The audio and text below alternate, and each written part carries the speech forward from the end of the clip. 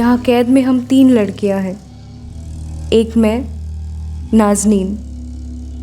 नाज़नीन सिद्दीकी, उम्र 24 साल।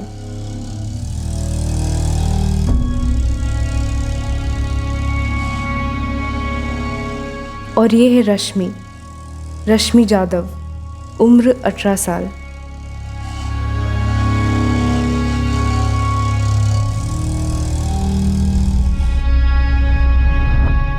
ये है हीना खान, उम्र 16 साल। हमें नहीं मालूम हमें यहाँ क्यों रखा गया है, ना ही हमें ये पता है कि हमारे साथ क्या होने वाला है। लेकिन मुझे इतना मालूम है कि एक औरत को हमारे बारे में मालूम है, वो और सिर्फ वो जानती है कि हम इस कैद में हैं। और वो औरत है मेरी अम्मी की सगी बहन, मेरी खाला तबस्सुम कुरैशी।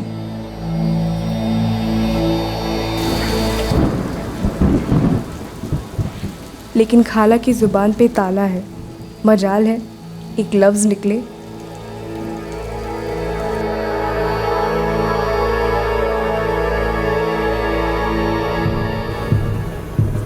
तबस्सुम, एक बार तो बात करा दे मेरी नाज़नीन से। कैसी है वो? ये मेरी अम्मी है, जाहिदा सिद्दीकी, जिससे मेरी खाला अब झूठ बोलेगी। फोन आया था उसका, बोली सब खैरियत है। एक बार उससे बात हो जाए तो सुकून मिले। काम में बिजी रहती है, अगली बार फोन करेगी तो बात करवा दूंगी। ठीक है? ठीक। अम्मी नहीं जानती कि मेरा फ़ोन छीन लिया गया है और मेरी आज़ादी भी।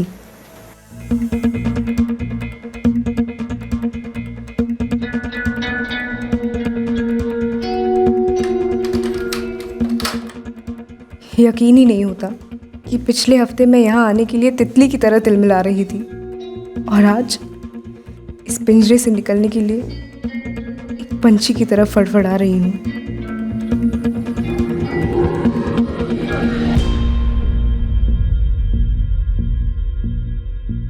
जिंदगी जब काल कोठरी हो तो ये जरूरी नहीं कि हर खिड़की रोशनी की तरफ खुलेगी। गरीबी के इस अंधेरे रेगिस्तान में अक्सर मौकों के सराब नजर आते हैं, पर इस मृग तृष्णा में, इस मिराज में उन मौकों के मुखौटे नजर नहीं आते। बेबस और अक्सर गरीब इंसान ये समझ ही नहीं पाता कि वो रोशनी दरअसल साया है, जुर्म का साया। 7 दिन पहले 24 वर्षीय नाज़नीन को भी मौके की एक सीढ़ी दिखी, पर उस सीढ़ी की मंजिल खुला आसमान तो नहीं था।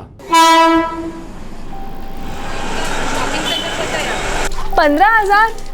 आपने गलत सुना होगा खाला, उम्र हो रही है आपकी। इतनी भी उम्र नहीं हुई है मेरी। 15,000 ही कहा था उसने। मोबाइल नंबर लिया? अरे बड़े लोगों से मोबाइल नंबर थोड़ी ना मांगते हैं। उन्होंने कहा कोई नज़र में हो तो परसों उसे उसी जगह ले आओ। तो ये कल की बात थी, तो अगर तुझे काम करना है तो कल उनसे मिलवा दूंगी। हाँ, लेकिन आप उनसे कैसे मिली? मैं नहीं मिली, तकदीर ने मिलाया उनसे। मैं तो कांदीवली बस स्टॉप में खड़ी थी, वो सामने से आवाज़ दी, अरे वो पैसे नहीं बढ़ाएगी, और तू तो जानती है ना मीरा रोड से रोज आना जाना कितना महंगा पड़ता है। मैं नहीं करेगी, रखती हूँ मैं। काम की तलाश है तुम्हें?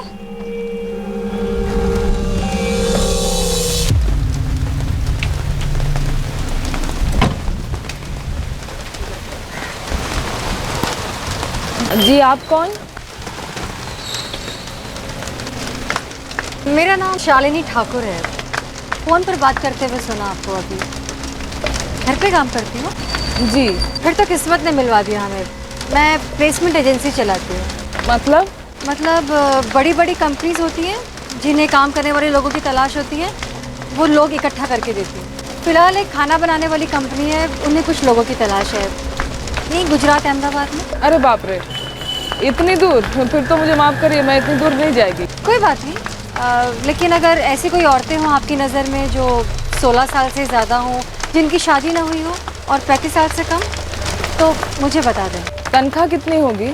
शुरुआत में 15,000 मिलेगी, 15,000 महीना, फिर बाद में धीरे धीरे बढ़ जाएगी। 15,000 महीना? हाँ, और रहने और खाने का खर्चा भी अलग से मिलेगा। महीने में 5 दिन की छुट्टी मिलेगी घर आने के लिए, और आने जाने का खर्चा भी कंपनी देगी।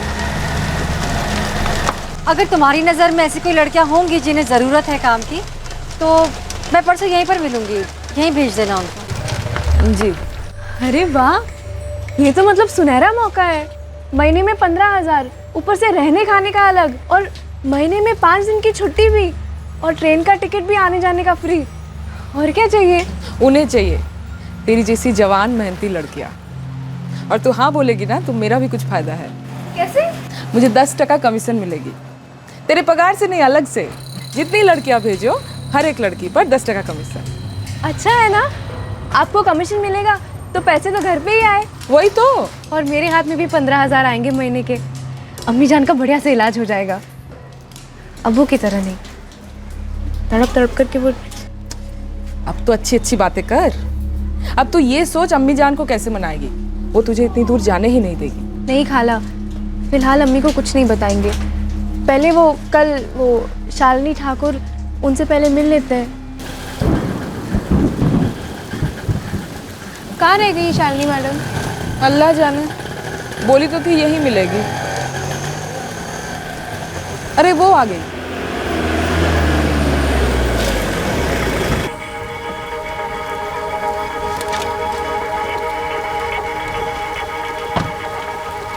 मैडम जी, जी मैं तबस्सुम, परसों मिली थी आपसे यहीं पे। ये नाज़नीन है, मेरी बहन की बेटी। ये काम करना चाहती है। बहुत मेहनत का काम होगा, कर लोगी? अरे हाँ हाँ मैडम जी, मैं 4 घरों में काम करती हूँ। किसी से भी पूछ लीजिए, एकदम टाइम पे और साफ़ सुथरा काम है मेरा, और खाना भी अच्छा ही बना लेती हूँ। तो ठीक है, तुम्हारा एक फ़ोटो लगेगा और 9 तारीख को निकलोगी तुम यहाँ से। कैसे जाऊँगी मैडम? मैं तुम्हें मुंबई से अहमदाबाद तक का ट्रेन का टिकट दूंगी, और वहाँ पे कैटरिंग कंपनी के जो मैनेजर हैं वो तुम्हें रेलवे स्टेशन पर लेने आ जाएंगे। कंपनी का नाम क्या है? ऋषिगन केटरर्स। कम से कम 100 ऑफिसेज में खाना जाता है उनका। हम शाम तक सोच कर बताए तो चलेगा? इसमें सोचकर बताने वाली क्या बात है? ऐसे मौके रोज़ रोज़ तो क्या, ज़िंदगी में एक बार भी नहीं मिलते हैं। किस्मत की खिड़की खुली है तुम लोग के लिए। जी जी मैडम जी, मैं आऊँगी। कब आना है? अपनी फ़ोटो लेके तुम मुझे कल यहाँ इसी वक्त मिल जाना, मैं तुम्हें परसों की टिकट दे दूँगी। मैडम मोबाइल नंबर दे दीजिए, मैं कल फ़ोन अपना मोबाइल नंबर मैं किसी को नहीं देती। अपनी फ़ोटो याद से ले आना, और हाँ, फ़ोटो थोड़ी ढंग की होनी चाहिए। मौके की खिड़की सामने से खुली थी। नौकरी शहर के बाहर थी। नौकरी पक्की करने वाली औरत ने अपना फोन नंबर नहीं दिया, और ना ही नाज़नीन को सोचने का टाइम दिया। शक करने के एक नहीं बल्कि 3 कारण थे, लेकिन मौके ने बड़ा ही आकर्षक मुखौटा पहना था। खतरे का हर कतरा छुपाया गया था। सामने लटकाया गया 15,000 महीने का गाजर और एक फ्री टिकट का लालच दिया गया। नाज़नीन की आंखों में यह टिकट मुंबई से गुजरात तक का नहीं था, बल्कि गरीबी से छुटकारा पाने का टिकट था। गरीबी की बीमारी नाज़नीन के अब्बू को निगल चुकी थी, और वो किसी भी कीमत पर अपनी अम्मी जाहिदा को बचाना चाहती थी। पर यह कीमत कुछ ज्यादा ही कीमती पड़ी। नहीं, बहुत दूर है, मैं तुझे वहां नहीं भेज सकती। लेकिन अम्मी, तनख्वाह भी तो बढ़िया है ना। मैं फिर से काम पर लग जाऊंगी। अरे महीने में 4 दिन अस्पताल जाना पड़ता है तुम्हें, भूल जाओ जाहिदा। अम्मी, हम तीनों ही तो हैं एक दूसरे के लिए। मैं वहाँ पे जाऊंगी, काम करूंगी, यहाँ पे पैसे भेजूंगी, फिर आपका अच्छे से इलाज भी हो जाएगा। अब्बू के साथ जो भी हुआ वो मैं अपने जीते जी आपके साथ नहीं होने दे सकती अम्मी। बात तो सही कह रही है ना। अम्मी हाँ कह दो, ऐसे मौके बार बार नहीं आते। अम्मी जिंदगी सवर जाएगी, हाँ कह दो।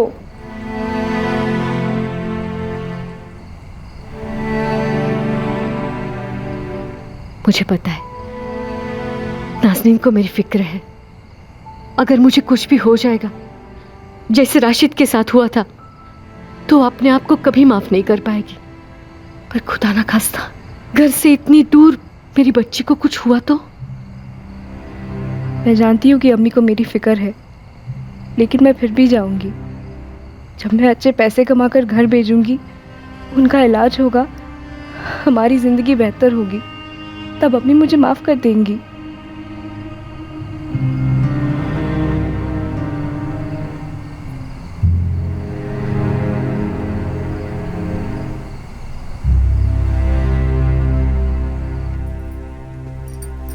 तबस्सुम, ये लड़की तो मान ही नहीं रही है, जिद कर रही है। अल्लाह मियाँ को याद करो और जाने दो उसे, सब सही होगा ज़ायदा। मैं उसे अकेले नहीं जाने दूंगी। कम से कम तू तो जा उसके साथ। अच्छा ठीक है, मैं उसे छोड़ाऊंगी। वैसे कोई ज़रूरत नहीं है तुम्हारी साथ जाने की, बाकी तुम्हारी मर्जी। मैं दोनों की टिकट्स करवा दूंगी, लेकिन तुम्हारी टिकट के पैसे तुम्हारी कमीशन में से कटेंगे। सिर्फ नाज़रीन की टिकट फ्री होगी। चलेगा। तो मैं कल तुम दोनों की टिकट्स यहाँ पर इसी वक्त तुम लोग को दे दूँगी और अहमदाबाद में कंपनी का आदमी तुम लोग को ढूंढ लेगा। मैडम जी, अगर कोई 19-20 हो गया और वो कंपनी का आदमी हमें नहीं ढूंढ लेगा।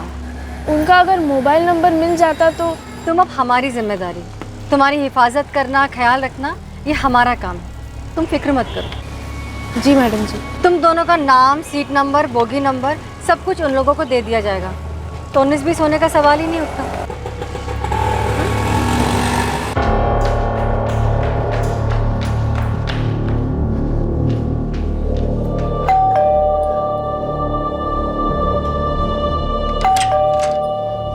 दीदी, तबस्सुम है? कौन है तू? मैं यास्मीन हूँ। दीदी, तबस्सुम से 2 मिनट बात करा दोगे? तू रुक यहीं, बुलाती हूँ।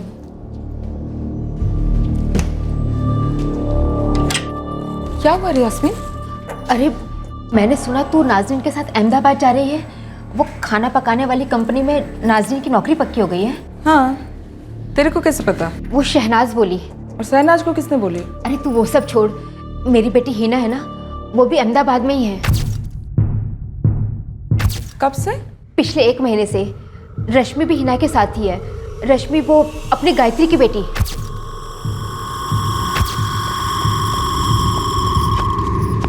तबस्सुम, तू सचमुच नाज़रीन के साथ जा रही है ना? क्या बात क्या है गायत्री? यास्मीन, तुम दोनों इतनी हड़बड़ाई क्यों हो? जब से हिना गई है तब से उससे बात ही नहीं हो पाई है। और नहीं मेरी रश्मि से, अरे कोई खबर ही नहीं है। बेटा, पहुंचते ही फोन करना। हाँ, कितनी बार वही बात अम्मी, बोला ना करेंगे। रश्मि, एक दूसरे के साथ रहना, अकेले कहीं मत जाना, एक दूसरे को संभाल लेना। हो आए। तिकीट सांभाळून ठेवा।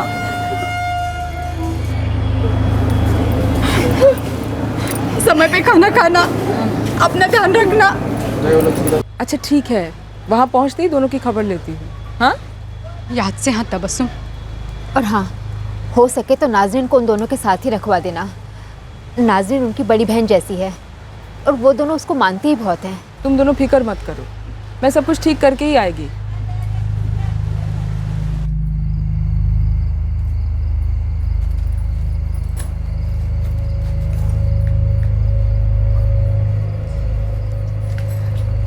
अम्मी, मैं निकल रही हूँ। हाँ,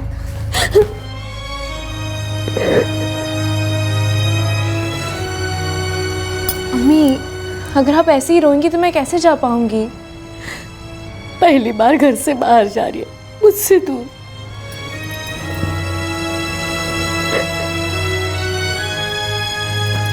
आप मेरी फिक्र बिल्कुल मत करना। हाँ? तू भी अपना ख्याल रखना, फोन करते रहना।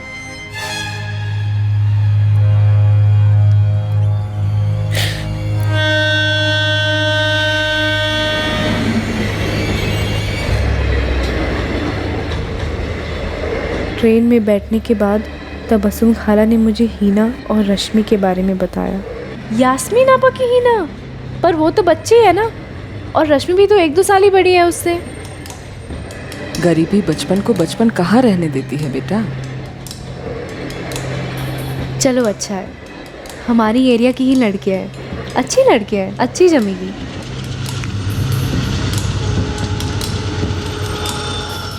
नाज़नीन के मोहल्ले की 2 टीनेजर लड़कियां 1 महीने पहले गुजरात में उसी कंपनी में काम करने के लिए भेजी गई थीं और उनकी कोई खबर नहीं थी। एक फोन कॉल तक नहीं किया था उन्होंने। और बड़े दुख की बात है कि ये बात ना नाज़नीन को खटकी और ना ही उसकी मौसी तबस्सुम को। नाज़नीन अब एक जाल में दाखिल हो गई थी जो ऑर्गेनाइज्ड क्राइम ने बिछाया था, और बहुत जल्द इस सुनहरे मौके का मुखौटा गिरने वाला था और भयानक असलियत का चेहरा दिखने वाला था।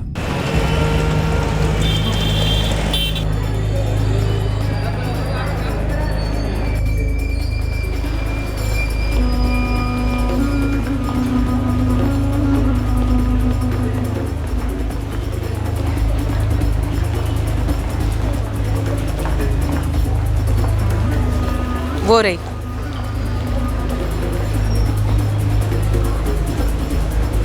सुनिए, तुम नाज़नीन हो ना? जी। और आप तबस्सुम? मेरा नाम मोना है और यह है अरविंद। हम लोग ऋषिगंज कैटरर्स से हैं, आपको लेने आए हैं। आइए ना, आइए। आइए।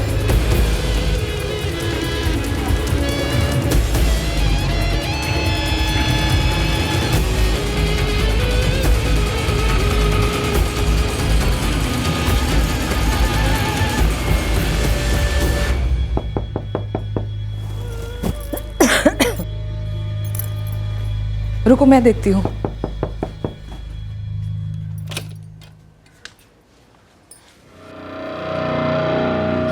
क्या हुआ तबस्सुम? तूने बच्चों से बात नहीं करवाई, खुद भी फोन नहीं किया। तो रश्मि और हिना को मिली? कुछ तो बोलना, चुप क्यों है? अरे कुछ नहीं, वहाँ जाते ही काम में जुट गई ना, इसलिए। तबस्सुम, मेरी बेटी कैसी है? ठीक है, ठीक है। रश्मि हिना दोनों ठीक है। नाज़नीन के साथ दोनों का रहने का इंतज़ाम कर दिया मैंने, बस फ़ोन ही नहीं कर पाई। तू नाज़नीन का नंबर दे, मैं फ़ोन करती हूँ उसे। नंबर दे। हाँ। नंबर? अरे जाते वक्त ट्रेन में हम दोनों के फ़ोन चोरी हो गए। नाज़नीन दुकान से फ़ोन करती है मेरे नए वाले नंबर पर। तबस्सुम खाला किस मुंह से क्या कहती। मजबूरी में झूठ पर झूठ बोली जा रही थी, पर कब तक छुपाती सबसे कि अहमदाबाद में आखिर हुआ क्या था।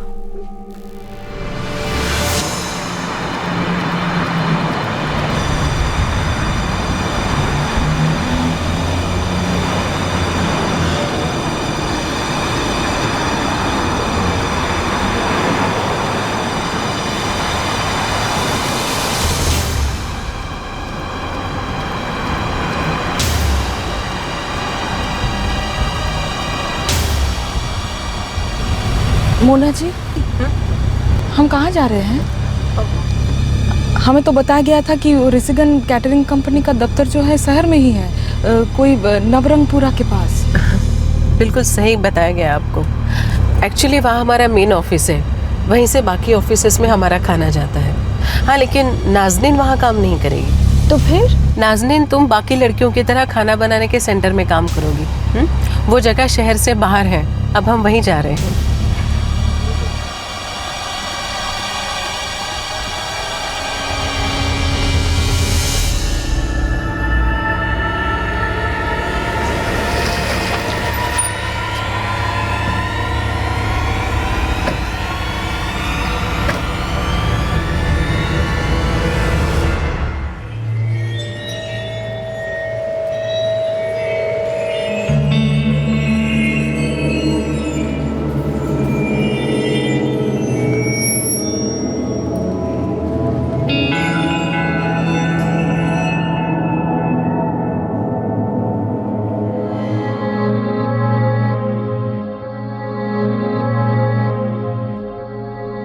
कैसी है तू?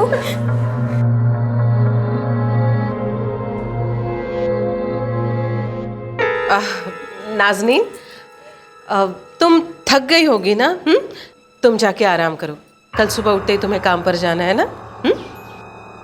रश्मि, हिना, तुम दोनों अंदर जाओ, चलो। खाना कहाँ पे बनता है मोना जी? दिखाऊंगी ना, कल सब दिखाऊंगी। अभी तुम लोग अंदर जाओ और फ्रेश हो जाओ। आइए यहाँ।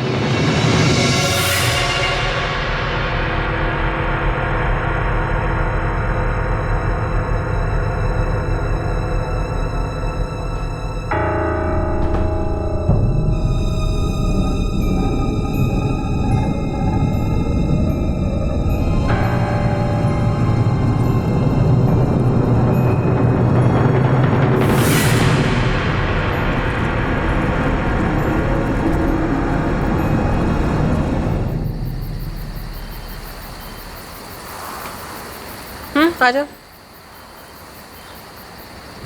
नाज़नीन, आज रात तुम लोग यहीं सो जाओ, कल सुबह उठते ही हमें काम की जगह पर जाना है। हिना और रश्मि भी हमारे साथ ही काम करेंगी? वो लोग भी कल आएंगे? हाँ, वो लोग भी साथ आएंगे।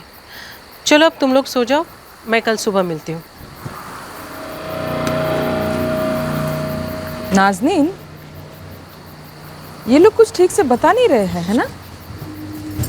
एक काम की जगह जैसे कोई राज है। क्या पता खाला, शायद कम ही बोलते होंगे।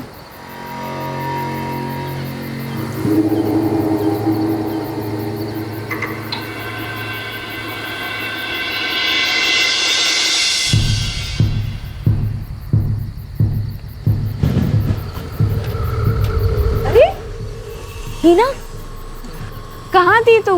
पूरा दिन तुझे और रश्मि को ढूंढ रही थी मैं, और तुम्हारे दरवाजे में भी ताला लगा हुआ था। ए, क्या हुआ? तू रो क्यों रही है? आपने हमारे दरवाजे पर ताला देखा ना? हाँ, लेकिन हम अंदर ही थी दीदी। क्यों? बाहर से बंद क्यों करते हैं? ताकि हम भाग ना सके। भागोगी क्यों? ज्यादा खाना बनवाते हैं क्या? और तू रो क्यों रही है? हम खाना बनाने का काम नहीं करती दीदी। तो फिर क्या काम करती हो?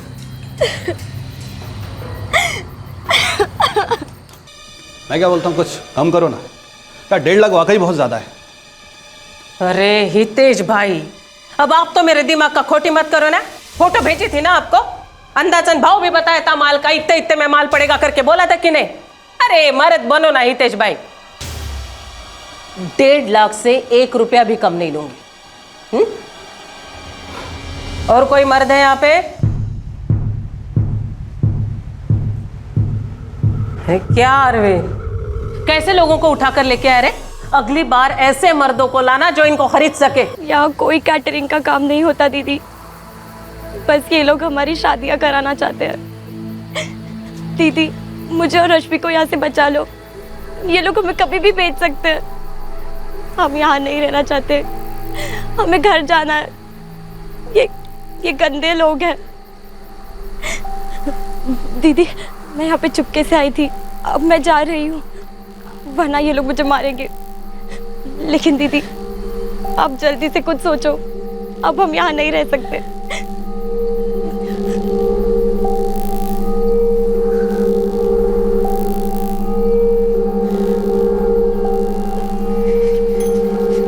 खाला, खाला उठी, खाला उठी, खाला। क्या हुआ? खाला, यहाँ पे कोई काम वाम नहीं होता। हीना आई थी यहाँ पे, उसने मुझे सब कुछ बता दिया।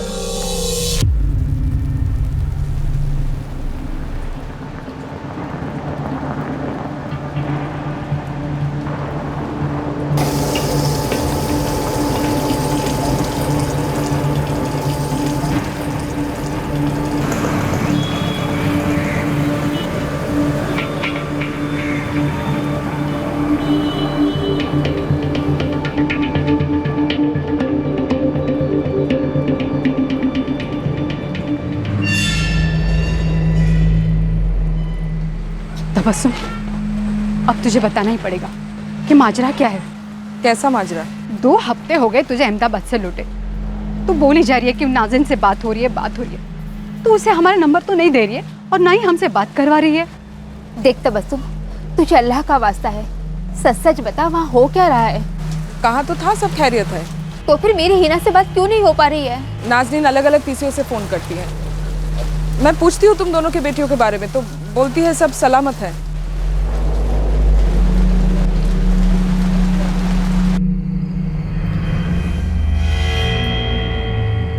तू झूठ तो नहीं बोल रही है ना मुझसे? झूठ? कैसा झूठ? ये कैसे हो सकता है कि दोनों का फोन एक साथ ही चोरी हुआ है? अब ऐसा ही हुआ है जाहिदा। ऊपर से नाज़नीन सिर्फ तुझे फोन करती है, क्या उसे अपनी अम्मी से बात नहीं करनी? और तू एक बार भी मेरी बात नहीं करवाती उससे। अब नाज़नीन ऐसे वक्त पर फोन करती है, कैसे बात कराऊं मैं तुम्हारी? काम का परेशान हो रही हो और बेकार में मुझ पर भी शक कर रही हो।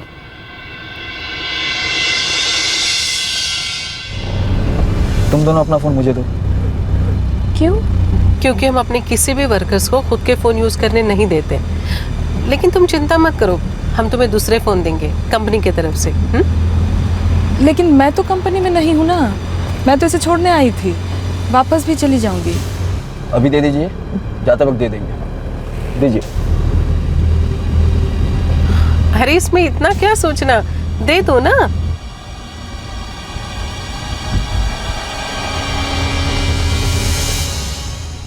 नहीं तबस्सुम, नहीं, तू पक्का मुझसे कुछ छुपा रही है। तुझे मेरी कसम बोलना, जब से अहमदाबाद से आई है मुझसे आके नहीं मिला रही है तू। ऐसा कुछ भी नहीं है, खाना खाओ। कैसे खाओ? नाज़नीन की फिक्र मुझे खुरेद रही है। वहां जरूर कुछ हुआ है और तू कह रहे है कि वहां सब ठीक है। ये सब तुम्हारी गलतफहमी है ज़ायदा।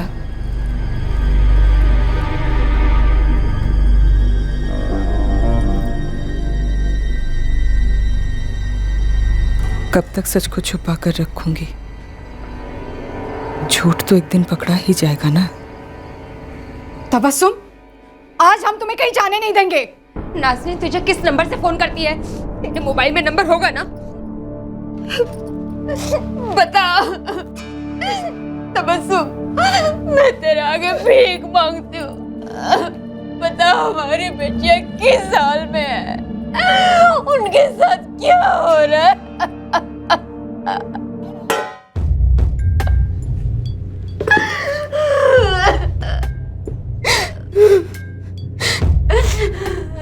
नाज़नीन से मेरी एक बार भी बात नहीं हुई। क्या बोल क्या रही है तू? मेरा और नाज़नीन का फोन चोरी नहीं हुआ था, छीन लिया था उन लोगों ने। नाज़नीन, रश्मि और हिना कभी किसी को फोन नहीं कर सकती है। वो तीनों किसी खाना बनाने वाली कंपनी में काम नहीं करती है। अरे नाज़नीन को कहाँ छोड़ा है तू? क्या हो रहा है मेरी बेटी के साथ? तबस्सुम बता। वो तीनों फंस गई है, बहुत बुरी तरह फंस गई है। पहले मुझे और नाज़नीन को कुछ पता ही नहीं चला, पर जब पता चला उनके घिनौनी चाल का तो हिना और रश्मि की जबरदस्ती शादी कराई जा रही है। मेरे साथ भी यही होने वाला है खाला।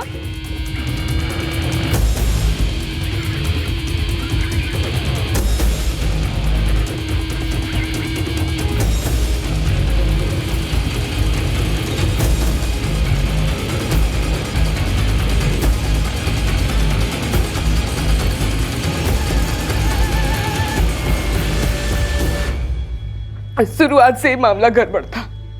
इससे करने के ढेर सारे कारण थे, पर हम दोनों तो पैसों की चमक में अंधे हो गए थे। तू वहां से निकली कैसे?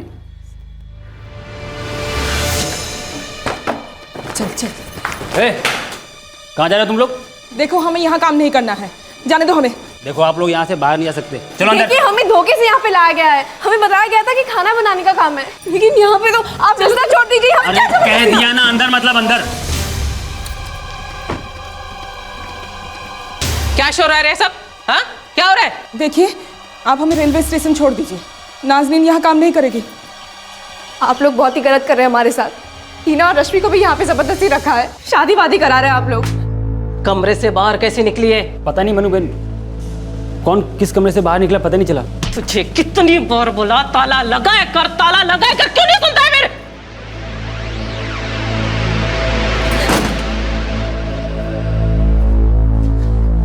सुन छोरी, अब तू यहाँ से कहीं नहीं जा सकती। वो सुना है ना, वन वे? वैसी ये अंधी गली है। लेकिन हम अंधे नहीं है, हमने सब देख लिया है। और ना, मुंबई में हमारे लोग हमारा इंतजार कर रहे हैं। अगर हम नहीं पहुंचेंगे तो वो यहाँ पहुंच जाएंगे और आप सबके लिए बहुत मुसीबत हो जाएगी। हाँ छोड़ो। अरे छोड़ो। नहीं, दरवाजा खोलो। लेकिन एक बात कान खोल कर सुन ले, तुझे तेरे काम के पैसे टाइम टू टाइम मिलते रहेंगे, लेकिन अगर तूने मुंह खोला या पुलिस के पास जाने की गलती भी की तो तीनों लड़कियां मिलेंगी जरूर, पर सर किसका और धड़ किसका पहचानना मुश्किल होगा। अरविंद, डाल इसे गाड़ी में।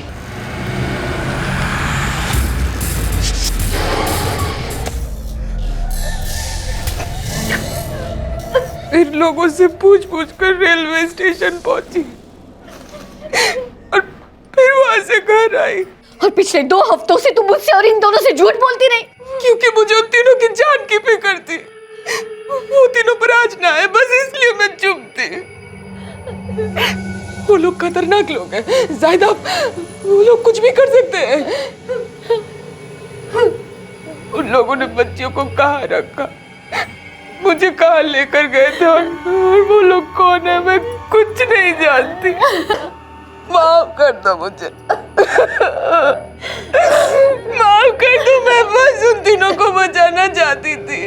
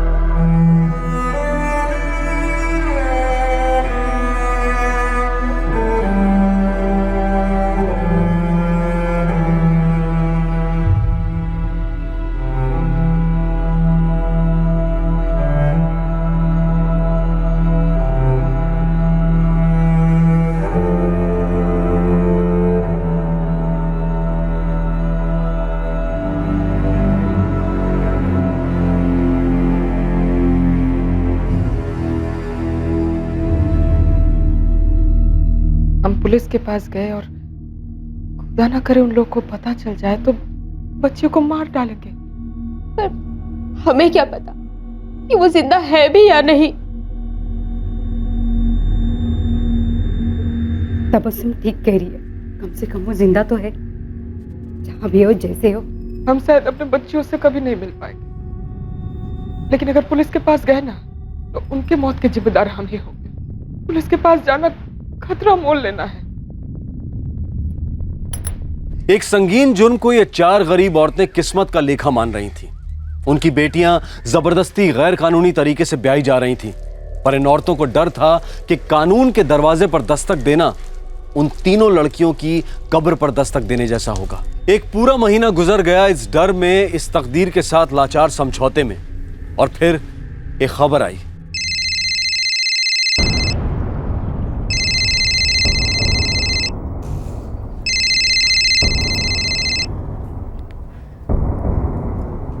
हेलो अम्मी,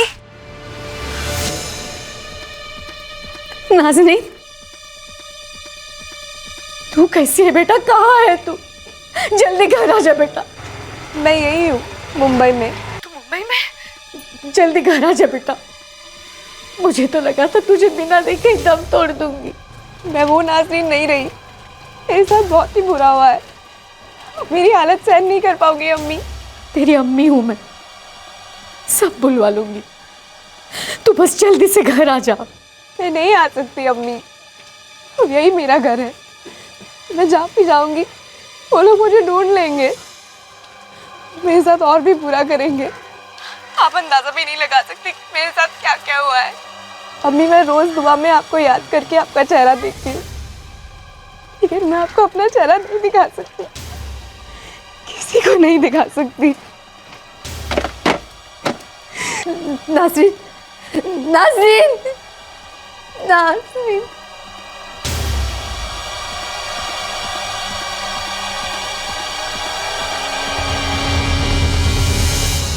मेरी हिना या रश्मि के बारे में कुछ तो बोली होगी।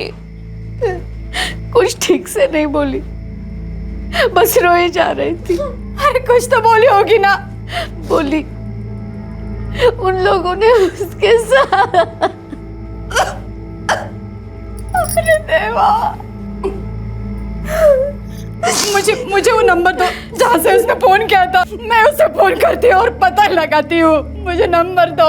पता लगाया मैंने, वो विरार के किसी पब्लिक फोन से फोन कर रही थी। फोन पर बहुत मायूस लग रही थी। मुझे तो डर लग रहा है कहीं अपने साथ कुछ गलत ना कर बैठे।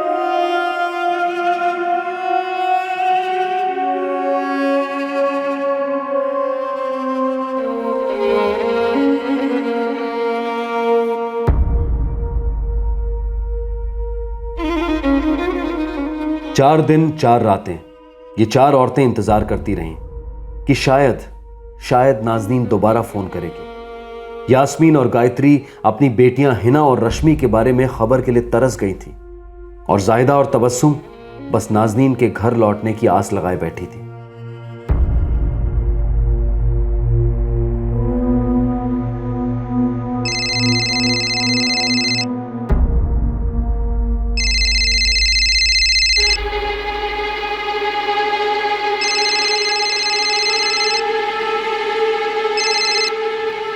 हेलो अम्मी, मैं नाज़नीन। नाज़नीन, बेटा तू घर क्यों नहीं आ रही है? घर आ जा।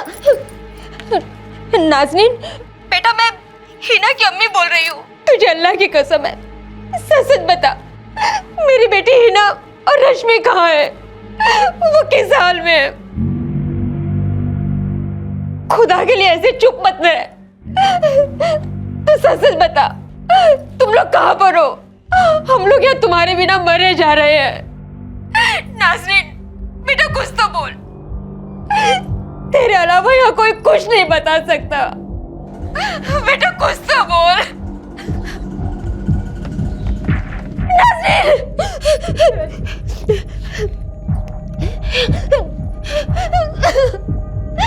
नाज़नीन,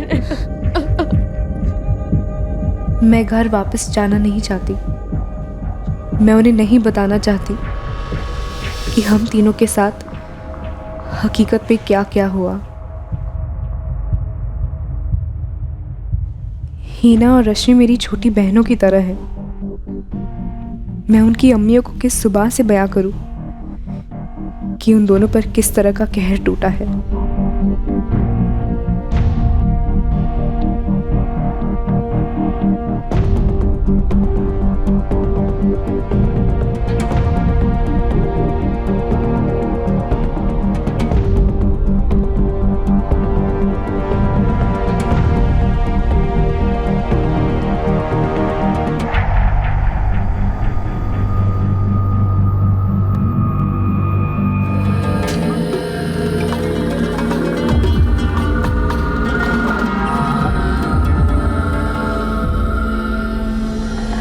घर गई तो हीना और रश्मि की सच्चाई बतानी पड़ेगी और फिर ये लोग किसी को भी नहीं छोड़ेंगे, ना मुझे, ना अम्मी को, ना किसी को।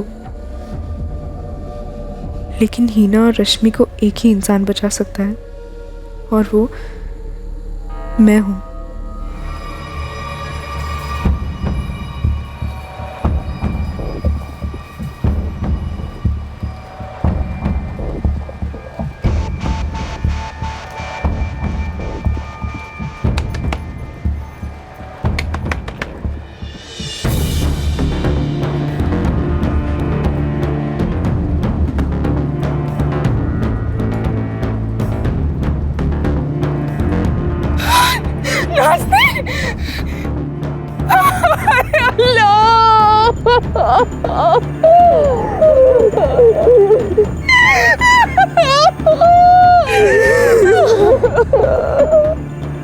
नाज़नीन, अम्मी, अम्मी,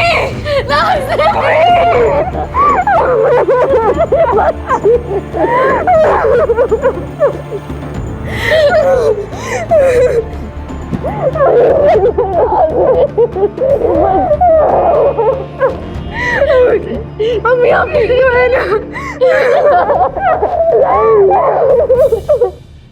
नाज़नीन, बेटा कुछ तो बोल, कहाँ है हिना और रश्मि? मुझे नहीं मालूम खाला, तू तो उनके साथ थी ना, सिर्फ थोड़ी देर के लिए। कहाँ ले गए? सच में नहीं जानती। जहाँ तुम्हें रखा उस जगह का नाम तो पता होगा ना? मैं नहीं जानती। लेकिन तू तो वहां से भागे थे ना, कैसे भागे थे? चले ले, ये कपड़े पहन और तैयार होके बाहर आ।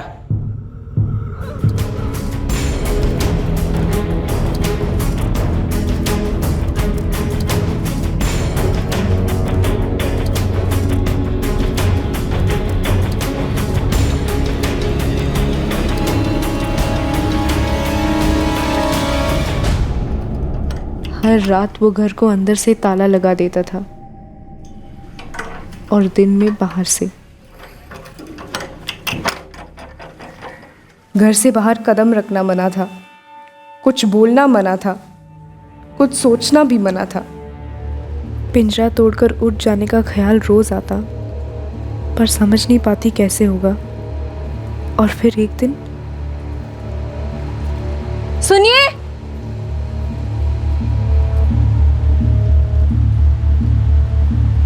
बहुत मारता है। नहीं, लेकिन दिन रात वो मेरे साथ। मुश्किल है, लेकिन बिना उसे पता चले कैसे भाग पाओगी? और जाओगी कहाँ? मुंबई जाऊंगी। मैं मुंबई से हूँ। मेरी अम्मी और खाला दोनों वहाँ पे ही है। वैसे क्या बोल के लाए थे तुझे? बोला था कि यहाँ पे खाना बनाने का कंपनी है, उसमें मुझे काम करना है, लेकिन मुझे धोखे से लाया गया है। इस गांव की लगभग सभी औरतें धोखे से ही लाई गई है, फिर ब्याही जाती हैं। ऐसा क्यों? क्योंकि इस गांव की अपनी खुद की औरतें नहीं है ना, इसीलिए बाहर से खरीद कर लाई जाती है। मेरा पति भी मुझे खरीद कर ही लाया था। लेकिन आप भाग क्यों नहीं जाती? आप तो आज़ाद हो ना। गलती से भी मत सोचना, वरना बहुत पिटोगी। जितनी जल्दी अपने नसीब को कबूल कर लो, उतना ही अच्छा है। समझ ही नहीं आ रहा था मैं क्या करूं, क्या कर सकती हूँ, कैसे भाग जाऊं इस नर्क से।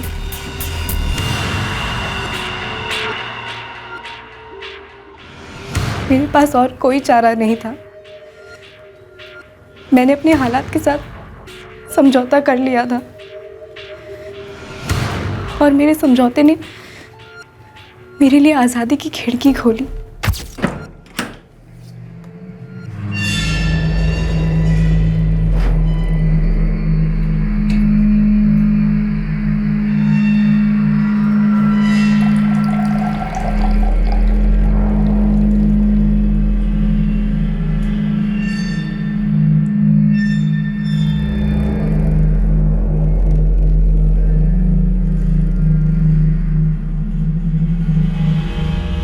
मैंने अपने डर और दर्द के 2 घूंट पी लिए, और मेरा आज़ाद होने का नशा भी उतर गया,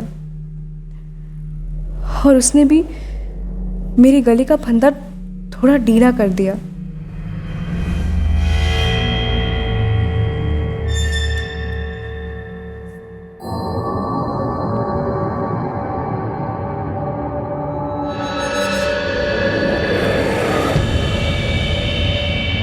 खाली पेट घर से नहीं निकलते। ये लीजिए पोहा।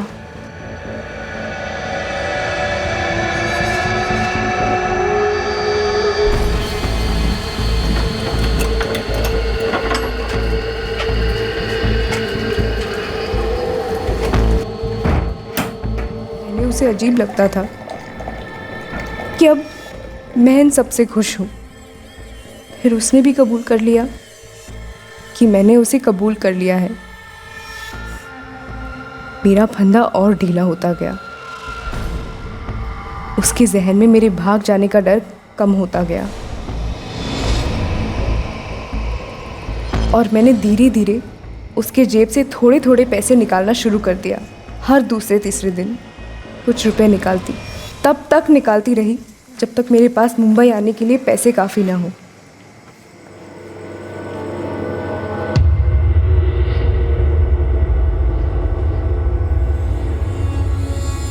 उस रात मैंने उसे और पीने के लिए उकसाया। नाज़नीन, लेकिन सच कहूँ मुझे तुझसे प्यार हो गया है। ले मेरे साथ एक पैक तू भी पी। जी नहीं, मुझे पसंद नहीं है। तूने कभी पी है क्या? नहीं, ले मुझे नहीं चाहिए। मेरी कसम। मैं इंतज़ार कर रही थी कि वो कब पूरी तरह से बेहोश हो जाए।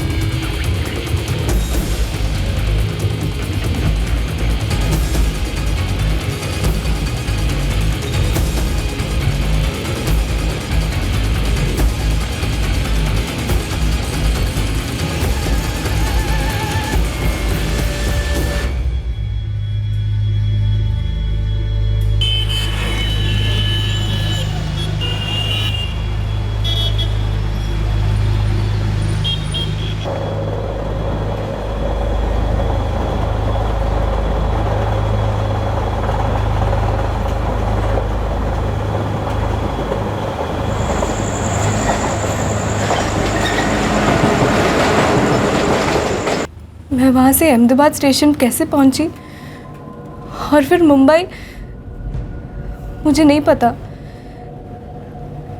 लेकिन मुझे इतना पता है कि उस आदमी ने मुझे बार बार हर तरीके से गंदा किया। बस दोबारा कभी मत बोलना कि उसने तुझे गंदा किया।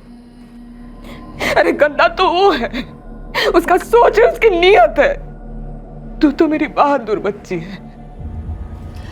बुज़दिल मैं थी जो इतने दिन चुपचाप घर में बैठी रही।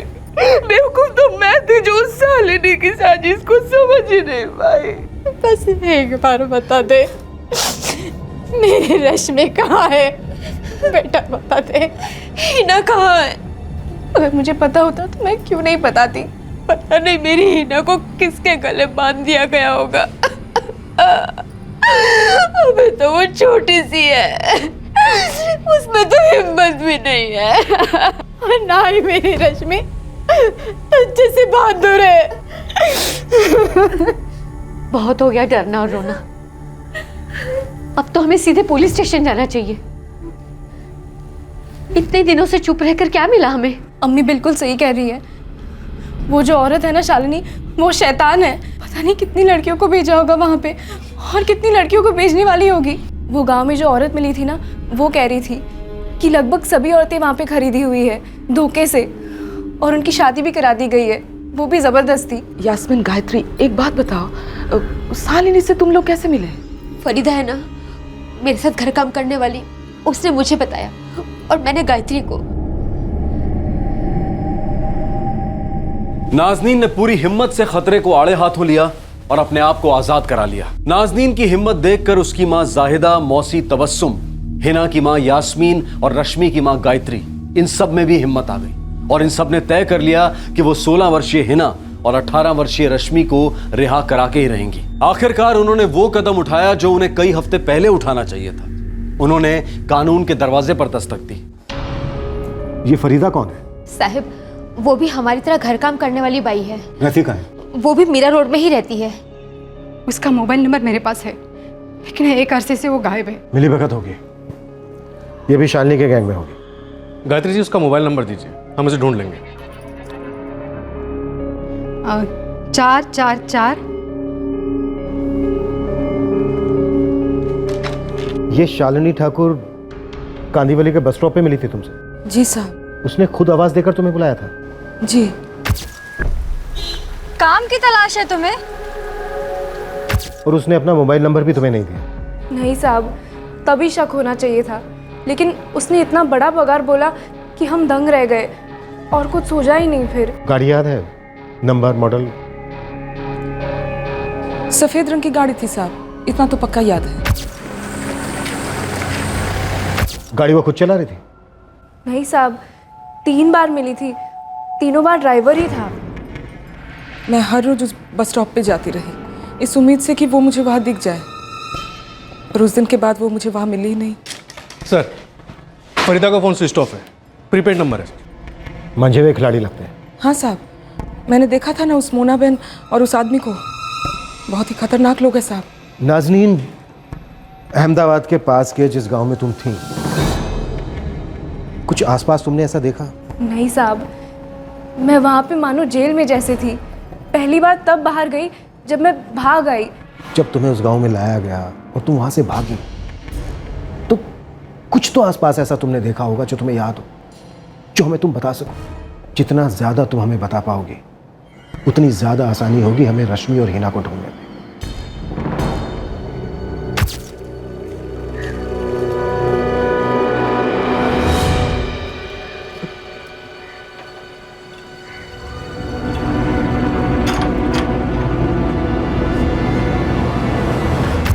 साहब, कुछ याद नहीं है। मैं इतनी घबराई हुई थी कि दिमाग में कुछ बैठा ही नहीं कि मैं कहाँ हूँ। देखो, फिलहाल हमारे पास कोई ठोस सुराग नहीं है जिसके आधार पर हम तुरंत कार्रवाई कर सकें। जब से वो यहाँ से गई है, मैंने उसे देखा तक नहीं और ना ही फोन पर बात हुई। नाज़नीन ने इतना गुस्सा है तो सोचिए हम दोनों पर क्या बीत रही होगी। मैं वादा करता हूं तुम दोनों से कि तुम दोनों की बेटियों को हम सही सलामत वापस लाएंगे। खूब खूब धन्यवाद साहब।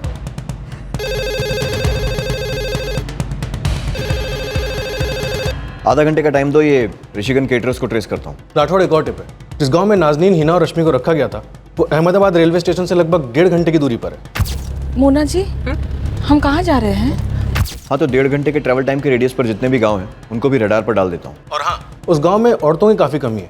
औरतों और मर्दों का रेशियो काफ़ी गड़बड़ है, इसलिए इन लड़कियों की ट्रैफिकिंग वहाँ पे हो रही थी। दरअसल असली टिप तो ये है।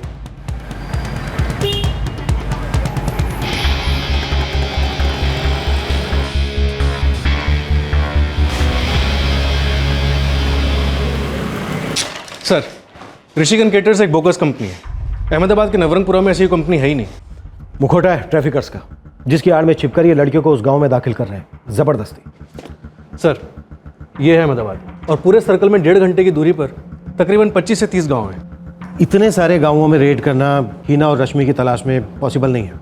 इन दोनों लड़कियों को इन गांवों में से ही किसी एक गांव में बेचा गया होगा, और नाजनीन को भी। और ये भी हो सकता है कि ये दोनों लड़कियां एक ही गांव में ना हो। सर, हमने खबरी नेटवर्क एक्टिवेट कर दिया है। अहमदाबाद पुलिस भी हाई अलर्ट पर है। सर, खबरी ऐसे गांवों को ढूंढ रहे हैं जहां पे औरतों की आबादी कम हो। पता तो सबको होगा मोरे, लेकिन देख के अनदेखा कर दिया होगा, वरना खड़े हो जाएंगे परंपरा के माफिया। सर, मुंबई से भी इसकी शुरुआत कर सकते हैं। एक लीड है हमारे पास, फरीदा, जिसने शालिनी को रश्मि और हिना के पास भेजा था। या फिर सीधा किंगपिन शालिनी। लेकिन फरीदा का कोई अता पता नहीं, और शालिनी की भी अभी तक हमारे पास कोई इन्फॉर्मेशन नहीं। सर, मुफ्ती में मेल फीमेल कांस्टेबल्स उस बस स्टॉप के पास लगा दिए। चांस बहुत कम है मोरे, क्योंकि वो फिर से उसी इलाके में शिकार नहीं करेगी। वो अब तक समझ गई होगी कि हम उसे ढूंढ रहे हैं। फिर तो हमारे पास एक ही लीड बचती है, वो वाइट कार। पर हमें तो ब्रांड भी नहीं पता। मुंबई में पता नहीं कितनी वाइट कार्स होंगी, पर ड्राइवर तो एक ही है।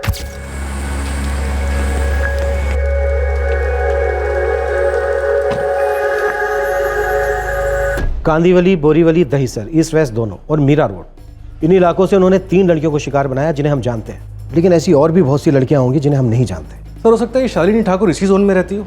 बिल्कुल हो सकता है। नाजनीन ने 3 बार और तबस्सुम ने 4 बार शालिनी को देखा है। मतलब ये दोनों हमारे स्केच आर्टिस्ट को उसका हुलिया बता सकती है। मैं इन दोनों को बुलवा के स्केच बनवाता हूँ, और ये स्केच अपने सारे खबरियों को दे दो, और उनसे कहो कि हम शालिनी के साथ साथ उसके ड्राइवर को भी ढूंढ रहे हैं।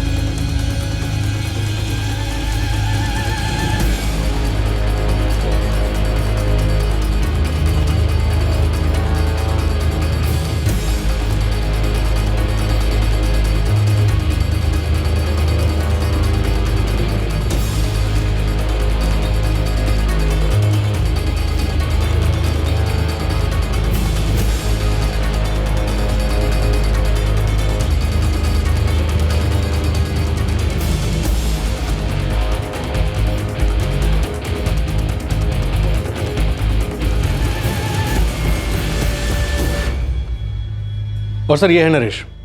इसने नाजनीन को मोना से खरीद के उसके साथ कई बार बलात्कार किया। नरेश, अरविंद और मोना, ये तीनों स्केचेस अहमदाबाद पुलिस को भेज दो, और ये शालिनी वाला तुरंत अपने लोकल खबरियों में सर्कुलेट करो। हो सकता है शालिनी नाम ही झूठ हो, लेकिन कोई नहीं, बहुत जल्द हम इस सच्चाई का पता लगा लेंगे। 35 से 40 की उम्र होगी, सफ़ेद गाड़ी में आती है, ड्राइवर चलाता है। क्या किया है मैडम ने साहब? लड़कियों को अगवा कराती है, ज़बरदस्ती उनकी शादियाँ कराती है। एड़ी चोटी का जोर लगा देंगे मालिक।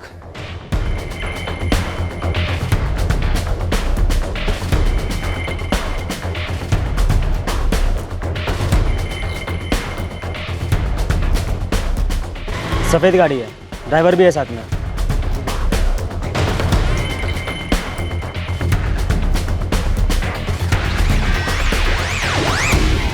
हम दिन रात इस केस पे लगे हुए। अहमदाबाद पुलिस भी पूरी कोशिश कर रही है। जवान बच्चियां हैं, हर दिन मायने रखता है। हम समझते हैं यास्मीन जी, और यकीन मानिए जब तक हिना और रश्मि आप लोगों को लौटाई नहीं जाती, हम लोग चैन से नहीं बैठेंगे, उन्हें ढूंढ कर ही निकालेंगे। फरीदा बहुत दिन से गायब है, उसका मोबाइल भी बंद आ रहा है। आखिर बात क्या है? उसने क्या कोई कांड किया है क्या? दादा, फरीदा का पति आता है क्या इधर? आता है कभी कभी। कहाँ रहता है? पता नहीं। वो काम क्या करता है? पता नहीं, कभी पूछा नहीं मैं। सर ये सारे फोटो और स्केचेस तकरीबन 25 से 30 गांव के पुलिस स्टेशनों में भेज दिए हैं सर। अगर लगता है कि नेटवर्क और स्टेशन तक भी बढ़ाना है तो वहाँ भी भेज दो फोटो। पटेल, हमें इन दोनों लड़कियों को ढूंढ निकालना है। Top priority case. सर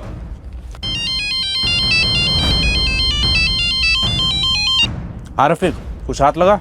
एक ड्राइवर मिला, उस लेडीज का मैंने फोटो दिखाया ना तो हट गई उसकी। ये जो औरत है ना, ये औरत नहीं, एक नंबरी कमीनी नागिन है, नागिन। तुझे कैसे मालूम?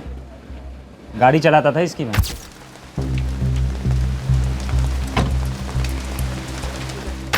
इसके पास कोई सफ़ेद कलर की गाड़ी भी है ना? सफ़ेद तो सिर्फ गाड़ी है इसकी, और दिल डांबर से भी ज़्यादा काला। कहाँ रहती है ये और इसका नाम? इसका नाम शालिनी ठाकुर है। अपने पति विकास ठाकुर के साथ रहती है। एक काम कर, तू गोपाल वर्मा का नंबर फॉरवर्ड कर मुझे। वो महीने का 20,000 बोली तो फिर आगे मैंने कुछ पूछा ही नहीं साहब। जो बोली हाँ बोला। कितने दिन थे उसके साथ? 3 महीने साहब। ऊपर से रोज़ 1 क्वार्टर विलायती, कहाँ अपनी 11,000 की नौकरी और कहाँ 20 और विलायती। मैंने कभी कोई सवाल ही नहीं किया साहब। और फिर एक दिन। गोपाल, जी मैडम। 20,000 में खुश हो? बहुत ज़्यादा मैडम। और मिल सकते हैं, इससे भी कहीं ज़्यादा। मैं समझा नहीं मैडम। सिर्फ ड्राइवरी से नहीं मिलेंगे, लेकिन और क्या करना होगा? कहाँ रहते हो? दुग्गलवाड़ी में मैडम। दुग्गलवाड़ी झोपड़पट्टी है? चौल है मैडम। जवान लड़कियां तो बहुत होंगी वहां फिर। अरे तुम्हारे चेहरे का रंग क्यों उड़ गया? तुम्हें बस जरूरतमंद लड़कियों को मेरे पास लाना है जिन्हें काम की तलाश हो। हर लड़की के 5,000 दूंगी। और ये काम जो उन्हें दिलवाएंगी वो कैसा काम होगा मैडम? मैंने तुमसे कभी पूछा तुम गियर कब बदलते हो, ब्रेक अभी क्यों दबाया, क्लच क्यों नहीं दबाया, स्पीड कितनी है, राइट ले या लेफ्ट? पूछा कभी? तुम बस लड़कियां लेकर आओ, इतना ही काम है तुम्हारा। मुझे पागल समझ रही थी साहब। धंधे पे लगाने के लिए लड़कियां फांस रही थी साहब। मैं गरीब ज़रूर हूँ, लेकिन इतना गिरा हुआ नहीं कि इंसानियत भूल जाऊँ। 2 लड़कियां हैं जिन्हें हम ढूंढ रहे हैं। शालिनी ठाकुर ने उन्हें अहमदाबाद में बेचा है। रहती कहाँ है ये शालिनी ठाकुर?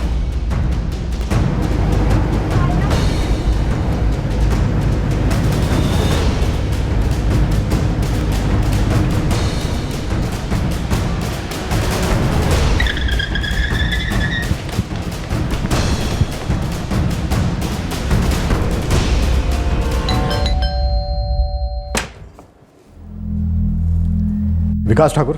हाँ जी। शालिनी ठाकुर कहाँ है? क्या बात है सर? क्या बात है सर? सर 1 मिनट रुकिए सर। सर कहाँ घुसे जा रहे हैं सर? मेरी बात सुनिए सर। सर 1 मिनट रुकिए सर। क्या बदतमीजी है ये? शालिनी जी, मैं संजय राउत। एक लड़की चाहिए, औरत भी चलेगी। क्या? हाँ, वो क्या है कि केटरिंग कंपनी शुरू करने वाला हूँ। तो मैं क्या करूं? आप लोग चले जाइए यहाँ से। जाना तो है ही शालिनी जी। वैसे भी ना मुझे यहाँ की बदबू बर्दाश्त नहीं हो रही, लेकिन आपको साथ लेकर। उठाओ ये सब। अरे अरे लेकिन ना ना ना ना शालिनी जी, आप चिंता मत कीजिए। आपका जो बाकी का अकाउंट का काम है वो हम पूरा कर लेंगे। हाँ शालिनी जी, एक केटरिंग कंपनी के लिए ऋषिगन केटर्स, ये नाम कैसा रहेगा? ये क्या बदतमीजी है? मुझे मेरे वकील को फोन करना है। आप लोग हमारे साथ ऐसे बर्ताव नहीं कर सकते, हमारे भी हक है। अरे हाँ हाँ, आपके भी तो हक है। दरअसल ना आप ही के हक है, क्योंकि बाकी सब लोग तो कीड़े मकोड़ों की तरह हैं। खास करके जवान लड़कियां, वो तो बेचने और खरीदने की चीजें हैं, और आप लोग ठहरे उनके दलाल। What nonsense! इंस्पेक्टर, मैं आपको कोर्ट में घसीटूंगी। एक तो पाप करो, पाप भी नहीं महापाप, और ऊपर से हमारे ही थाने में आके हम ही को धमकाओ। अच्छा है चंदा, जरा मैडम को हमारी कैटरिंग कंपनी का सैंपल तो दो। अरे अरे, और याद रहे मैडम को हर एक डिश चखाना, हर एक। छोड़िए, अरे छोड़िए मुझे, छोड़िए मुझे।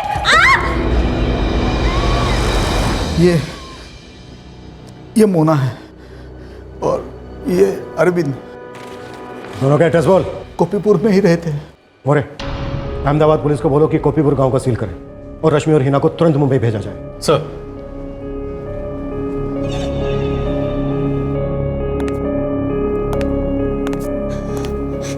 हाँ तो शालिनी जी, कैसी लगी आपको हमारी धुलाई? वैसे आपको बता दूं, ये चंदन है ना, अभी आपको तो सिर्फ धोया है, निचोड़ना भी बाकी है। तो सच आप अभी बताएंगे या फिर निचोड़ना के बाद?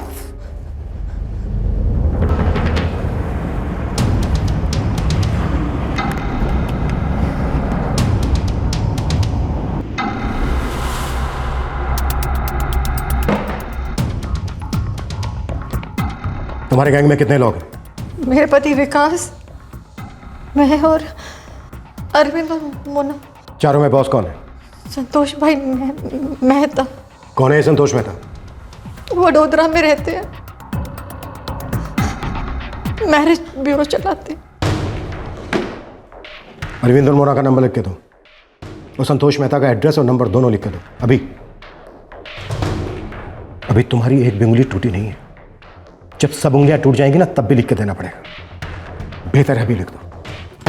लिखो।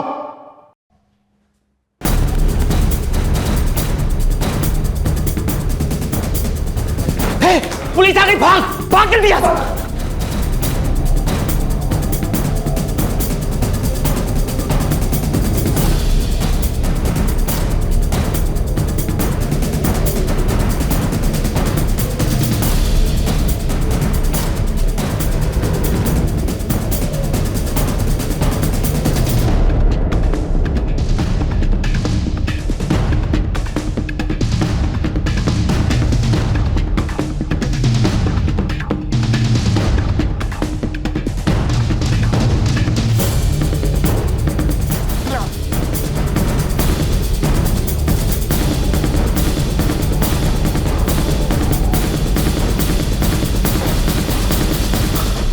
जी संतोष मेहता?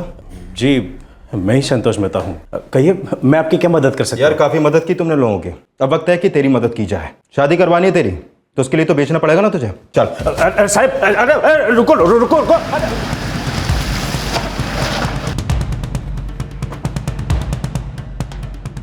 ये लोकेश ढोलकिया का घर, जिसने हिना को खरीदा था।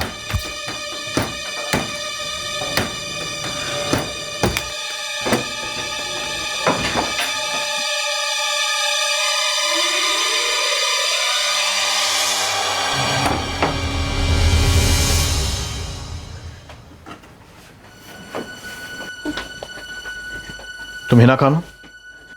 हाँ। मुंबई की यास्मीन खान की बेटी? हाँ हाँ। डरो मत बेटा, हम लोग अहमदाबाद पुलिस से हैं, तुम्हें तुम्हारे घर ले जाने आए।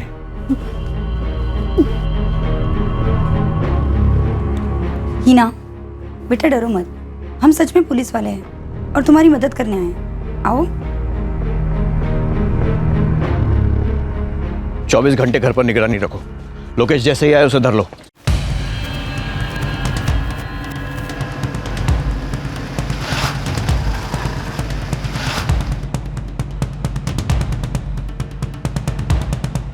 ये हरीश्वर जी का घर है साहब, जिसने रश्मि को खरीदा था।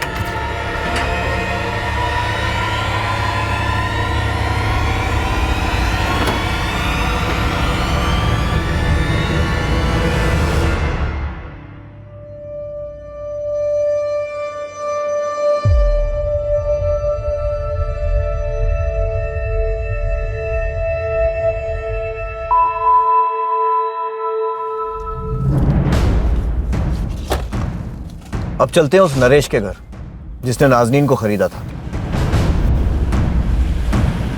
अरे हद हो गई साहब, एक तो लड़की धोखेबाज निकली, घर छोड़कर भाग गई, अपने तो 1.25 लाख का फटका बैठा ना। असली फटका क्या होता है ये मैं तुझे दिखाऊंगा थाने में। उस बहादुर लड़की ने हमें तुझ तक पहुंचाया है, और हम तुझे कहां पहुंचाने वाले हैं तुझे अंदाजा भी नहीं है। लेकर जाओ इसे। अरे मैंने कुछ नहीं किया साहब, अरे मैं बेकसूर हूँ, मैंने कुछ नहीं किया भाई। साहब सब लोग मिल गए, जाने दो ना। सब लोग मिल गए? हाँ साहब, लोकेश को फोन लगा।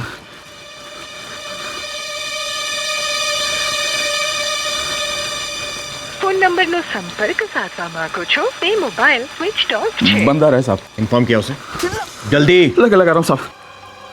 The number you have called is currently switched off। साहब इसका भी बंद आ रहा है। उसको भी बताया ना तूने? उसको भी बताया ना? मैं किसी को नहीं बताया।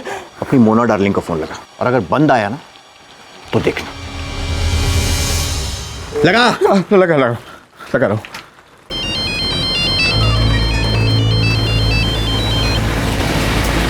बोल अरविंद। मोना क्या चे तू? बाहर हूँ।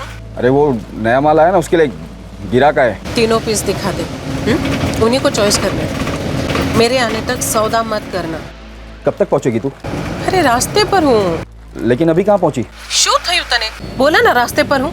इतना उतावला क्यों हो रहा है तू? अरे कितना टाइम लगेगा तेरे को?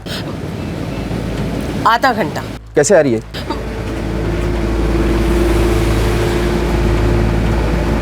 एक प्राइवेट गाड़ी में आ रही हूँ। अब गाड़ी का नंबर भी बताओ, कौन से कलर की साड़ी पहनी वो भी बताओ। रास्ते में साथ आधे घंटे में पहुंचेगी। एक टीम इन लोगों को लेकर जाएगी और दूसरी टीम मेरे साथ कोठी में रहेगी। मोना बहन की वेलकम पार्टी।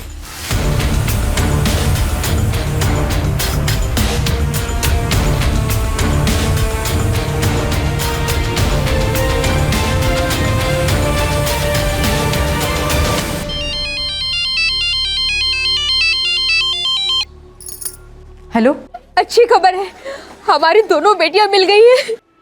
अरे देवा, कहाँ है दोनों? उन्हें अहमदाबाद से रवाना कर दिया है।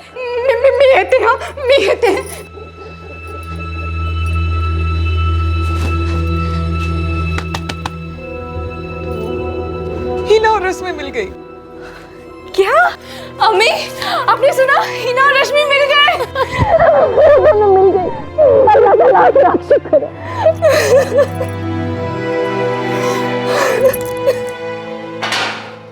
सर, हिना और रश्मि को छुड़वाया जा चुका है और उन्हें मुंबई के लिए रवाना भी कर दिया गया। गुड। लेकिन मोना हाथ नहीं लगी। हाँ, पर उसका साथी अरविंद और उनका असिस्टेंट दिनेश दोनों पकड़े जा चुके हैं। उन दोनों लड़कियों को खरीदने वाले और दरिंदे वो हाथ आए? सर, नाजनीन को खरीदने वाला नरेश पांचाल पकड़ा गया है, लेकिन हिना को खरीदने वाला लोकेश और रश्मि को खरीदने वाला हरीश वेलजी इस वक्त फरार है। हाँ, पर कार्टेल का हेड संतोष मेहता वो पकड़ा गया है। और सर, अहमदाबाद पुलिस ने 3 और लड़कियों को छुड़वाया, जिन्हें वहाँ बेचने के लिए लेकर आया गया था। मोना, हरीश और लोकेश, इन तीनों के नाम रेड अलर्ट जारी कर दो। सर। मूव। तो इस तरह का मैरिज ब्यूरो चलाते हो तुम लोग? शुरू में सब नॉर्मल था, बाकी मैरिज ब्यूरो कैसे चलाते वैसे ही। लेकिन कुछ खास बिजनेस नहीं था तो ये बिजनेस शुरू कर दिया, ह्यूमन ट्रैफिकिंग। सर, सारा प्लान तो संतोष भाई का था। उन्हें ही मालूम था कि गोपीपुर गांव में लड़कियों की कमी है और वहाँ के मर्द तो लड़कियाँ खरीदने के लिए भी तैयार थे। क्या खाते हो तुम लोग? क्या पीते हो? किस चमड़ी के बने हुए हो तुम लोग, जो मासूम मेहनती लड़कियों को, बच्चियों को बेचकर अपनी दाल रोटी बोटी कमाते हैं? हमने क्या गलत किया है सर? उन लड़कियों को कोई कोठे पे ले जाकर थोड़ी ना बेचा है, बकायदा शादी करवाई है उन लड़कियों की। उन्हें अच्छा घर दिया है। यहाँ पर रहती तो किसी शराबी से शादी हो जाती, पूरी जिंदगी गरीबी में कटती उनकी। बड़ी सोशल सर्विस कर रही हो। एक बात बताओ, तुम अपनी खुद की बेटी को भी इसी तरह से बेचते हो? ये कैसा सवाल हुआ सर? सवाल है, क्योंकि तुम्हारे लिए हर सवाल का जवाब है पैसा, सिर्फ पैसा। गिद्ध हो तुम लोग, गिद्ध। और पता है तुम लोग ऐसा क्यों कर पाते हो? क्योंकि तुम लोग जिंदा हो ही नहीं। तुम्हारे अंदर का इंसान, जमीर, सब कुछ मर चुका है। साहब, मेरी बात सुन रहा। अरे ऐसा कैसा कर सकते हो मेरे साथ? मेरी बात तो सुनो, मुझे फोन तो करने दो मेरे वकील को। पहले तेरी शादी की कुंडली निकालेंगे, फिर तेरे मेहंदी लगेगी, तेरे हाथ पे पीले करेंगे, सजाएंगे तुझे दूल्हे की तरह। और उसके बाद फोन कर तू अपने वकील को और हम करेंगे एम्बुलेंस के लिए। और उसके बाद तेरा अरेस्ट दिखाएंगे हम अपने रिकॉर्ड्स में। अरे साहब, अरे मेरी बात तो समझो। अरे साहब, चल।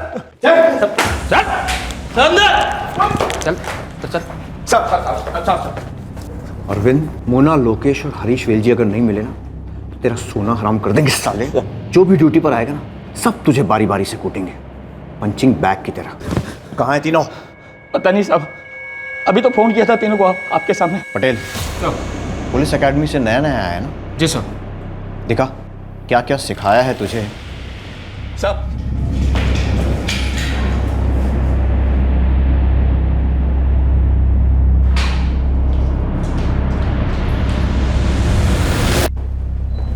शालिनी ठाकुर, मोना मुझे लॉकअप में चाहिए, और जब तक वो लॉकअप में नहीं आ जाती है, ये चंदा तुम्हें रूम सर्विस देती रहेगी। चंदा वीआईपी है, अच्छे से सर्विस देना।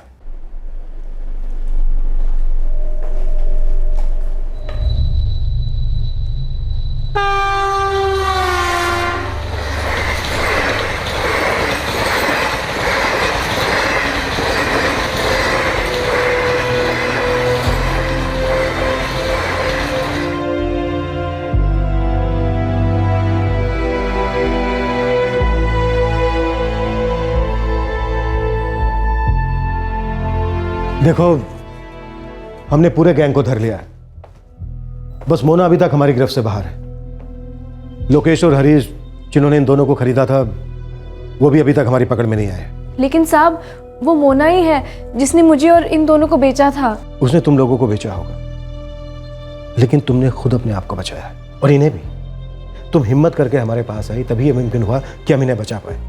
गलती तो कुछ हद तक हमारी भी थी। इतनी बड़ी तनख्वाह देखकर हम दोनों ही पागल हो गए थे। पर सोचिए साहब, नाजनीन वहां से भागती नहीं तो इन दोनों बच्चियों का क्या होता।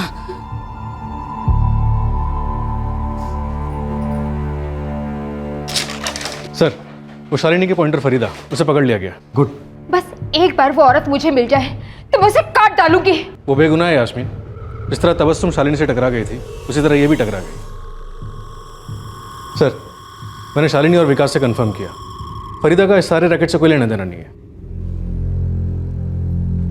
और तुम तो आगे से ध्यान रखना कि कोई दोबारा इस तरह के झांसे में तुम्हें फंसा ना पाए। जब भी कोई मोटी तनख्वाह का लालच दे तो उसे स्वीकार करने से पहले कम से कम 10 बार सोचना। जी साहब, अब तो छाछ भी फूक फूक कर पिएंगे। लेकिन साहब, जब मैं नरेश के घर पे थी, एक बात बहुत ही खटक रही थी, अभी भी खटक रही है। कौन सी बात नाज़नीन? हम गरीब हैं, अनपढ़ हैं, इसलिए इस झांसे में फंस गए। लेकिन वहाँ पे तो एक पूरा गांव है जहाँ पे हम जैसी लड़कियों को खरीदा जाता है, बंदी बना के रखा जाता है। ऐसा कैसे हो सकता है?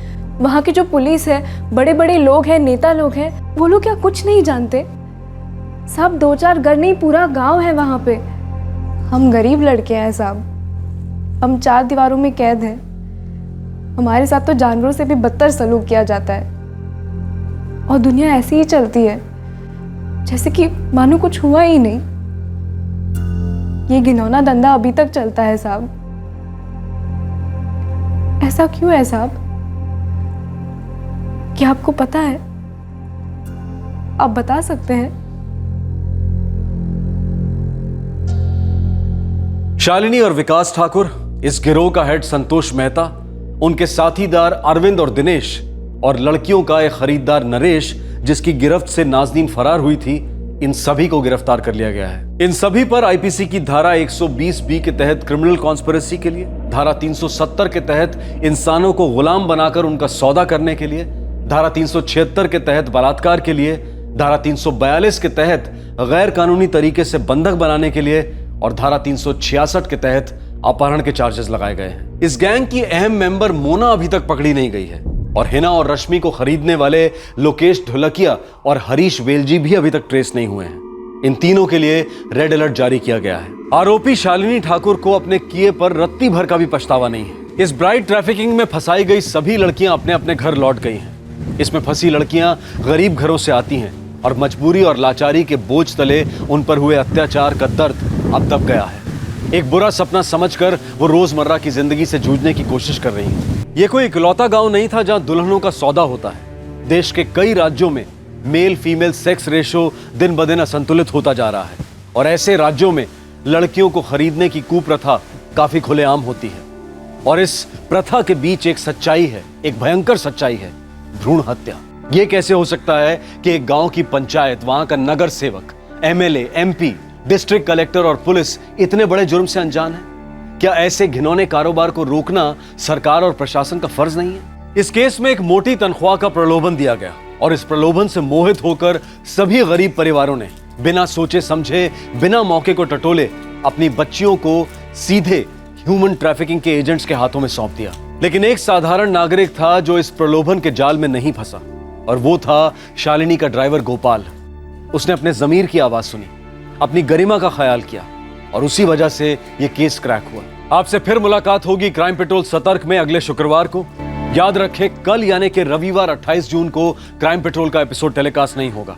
आपसे फिर मुलाकात होगी, तब तक अपना ख्याल रखें, सुरक्षित रहें, और याद रखें, ऐश की जिंदगी और बोले गए झूठ दोनों काफी कीमती साबित होते हैं, पर सादगी और सच हमें सही मायने में अमीर बनाते हैं। सही वक्त, सही कदम, सतर्क रहें। जय हिंद। इस तरह के और भी एपिसोड देखने के लिए हमारे चैनल को सब्सक्राइब करें और बेल आइकन दबाना ना भूलें।